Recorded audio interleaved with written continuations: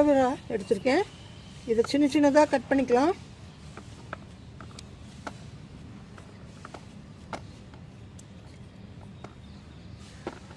Cut பண்ணிட்டு நம்ம மிக்சியில் போட்டு அரைக்க போகிறோம். இது வந்து பப்பாயா லீஃபு. இதையும் கட் பண்ணிக்கலாம், ஏன்னா நம்ம அரைக்கிறதுக்காக எடுத்துருக்கோம்.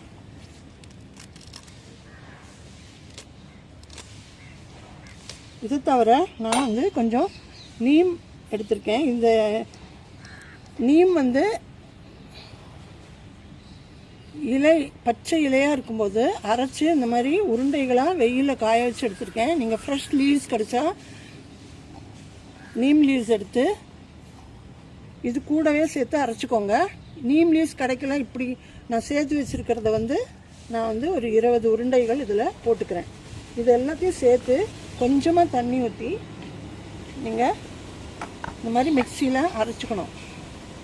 இப்படி அரைச்சதை வந்து இந்த மாதிரி ஒரு ஜாரில் அப்படியே ஊற்றிடுங்க. இதை வடிகட்ட வேண்டாம், நம்ம யூஸ் பண்ணும்போது வடிகட்டினா போதும். இது அப்படியே நான் வந்து இதில் ஊற்றிக்கிறேன்.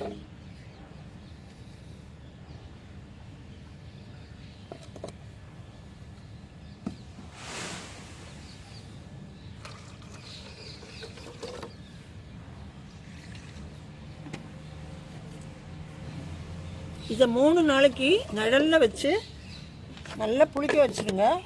இது ஃபர்மெண்ட் ஆனால் தான் உங்களுக்கு வந்து ஒரு நல்ல பெஸ்டிசைடாக மாறும். ஸோ இதை 3 நாளைக்கு இந்த மாதிரி மூடி ஒரு நிழல் பாங்கான இடத்துல வச்சுருங்க.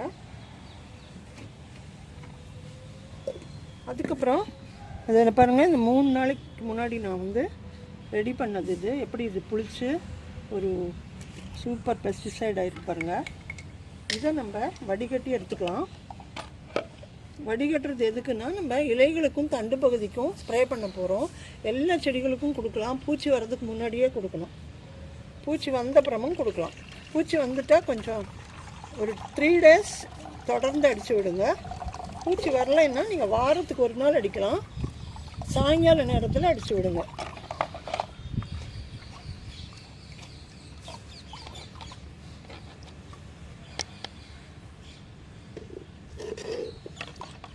இது வந்து 3 நாள் புளிக்க வச்சது. அது நல்ல சத்தெல்லாம் இறங்கி அதோட கான்சன்ட்ரேஷன் இருக்கும். அப்போ தான் உங்களுக்கு வந்து இந்த அலோவேராவில் இருக்கிற ஃபைட்டோ கெமிக்கல்ஸ் அது விஷத்தன்மையாக இருக்கும் பூச்சிகளுக்கெல்லாம்.